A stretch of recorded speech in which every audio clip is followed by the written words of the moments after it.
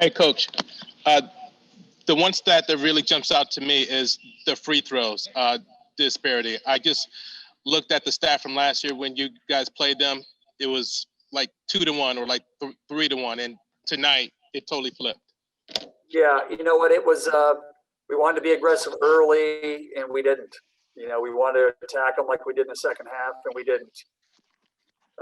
We knew they would be a good defensive team. We had to turn the corner, but we haven't had great starts, and you know, we need to improve on that. But the foul shot, not only the foul attempts, but the actual percentages were big differences, for sure. And just are like you more, I don't know if upset or disappointed or frustrated. Are you more all of that with how you guys came out at the start, or that the comeback just didn't quite get you over the hump? I think it was more for the start for me, Percy. You know, you just want consistency with how hard you play, right? And then it goes back to how smart you play, but how hard you play. And I just felt like we looked like we were in mud. We didn't have a pop. We weren't pushing it. And, you know, that's, you know, sometimes you look in the eyes and you're like, wow, where is it? And tried to find it. You know, we went into halftime with a huge deficit. We came out, had a little bit of pop. We were able to get a couple of baskets, and then kind of gave it up all again. So it was more so how we started. You know, you can't in this game. You got to come out and play. You know, like it's your last game, and we didn't do that. And then that's what was frustrating most for me.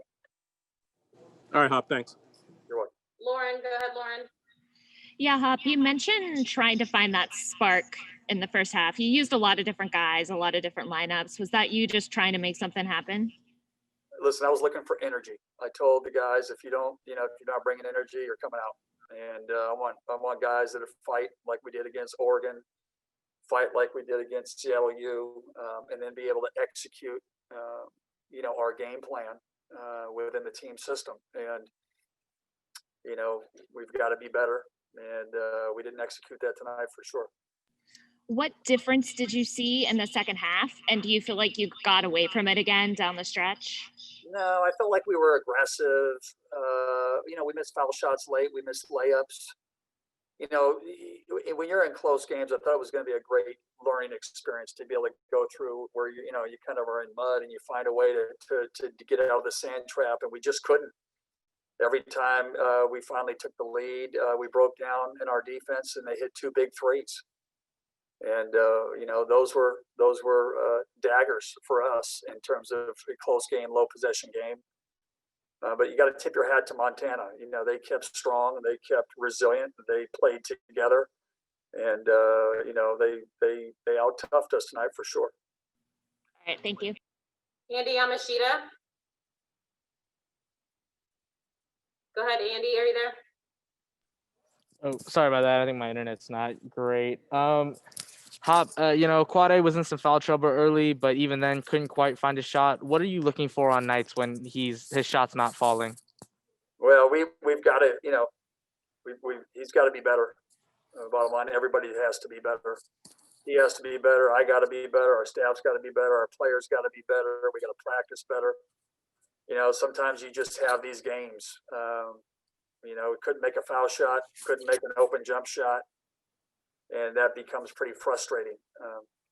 But you know, you just gotta, you know, DMGB, doesn't matter, get better. You know, I felt like after the last two games, we were getting some traction and momentum going in the positive direction, and we took a step back. And sometimes that happens, but we got to be resilient. We just got to keep getting better and get ready for Colorado. What did you see from Nate Roberts today? It seemed like he was kind of unstoppable in the paint. And would you have liked to have gotten him the ball a little more at the end of the game? You know what? He's done a heck of a job. He's been really, really active and aggressive around the basket. You know, usually it's on the offensive glass or dump offs from the guards. We wanted to space him out and try to get in the paint, put the pressure on the defense, maybe get to the foul line, get some easy baskets. And we just, you know, I'm very, very proud of Nate, but most of his production's off of those types of plays. So just keep being who he is. The other guys are the ones who need to step up. Thanks, Hop. You're welcome. James Price. Go ahead, James. Hey, Coach. When you guys were rallying there in the second half, it looked like you were really forcing the issue offensively and getting to the rim, and then kind of got away from that towards the end. Were you guys placing more of an emphasis on being aggressive and getting to the basket there in the second half? We wanted to in this game, just to get to the line, put the defense on their heels. And, you know, when you were down 12, 13 points, you had to do what? You know, just try to stop the clock, get to the foul line. When you get a team in foul trouble, it weakens their defense, right? They're now a little bit more concerned and should open up the perimeter. But, you know, we wanted to do that from the beginning, and we didn't. Maybe that's because Montana did a good job.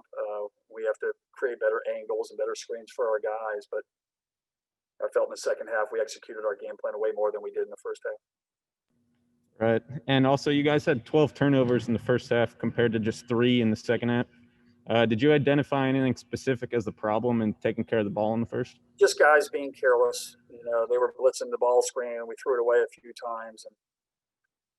And, you know, scoring 21 points in the first half is not going to do it. We've got to be better. It was definitely our offense in the first half that got us behind and got us, you know, playing on our heels. And then the second half, I thought, you know, we fought, we went at them, we attacked them. And then we gave up 2 late threes that hurt us. Kim Grinnell, go ahead, Kim. Hey, Coach. Jamal Bay, Eric Stevenson. I know they're better players than what we're seeing so far. What's going on with them, and what's it going to take to get them going? You know, they just, you know, they're all good players. My biggest thing with them is just play hard. Play for your team and play as hard as you can. That's all I care about.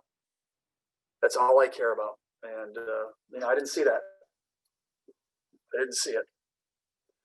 And that's why I told you I'm playing energy. I'm playing guys who are fighting, and they're fighting for that uniform. And they're fighting together. Bottom line. All right. Anything else, Kim? All right. We'll go to Maz. Go ahead, Maz. Yeah, Coach, sorry about that. On the players playing smart, how much of that is trust, and how do you get them to build that along with playing hard? Well, I think sometimes, you know, people, you know, when you're trying to build a team, a lot of times guys, they're thinking about themselves, right? How can I find a way, or how can I do that? And that's why Nate Pryor, I love, you know, he inspires me, because when you have a player that plays to win with no agenda, how the game is going, you know, if you can get all 5 guys to do that on your team or who are on the court at the same time, you know, you're going to have a great chance to win. You know, we've, you know, other players have to take that. They have to take that. That has to be them. We have no one on our team that's good enough to carry this team by themselves. It has to be about the team. It has to be about the team. And we will fight for that. And, you know, whoever's going to do that's going to play.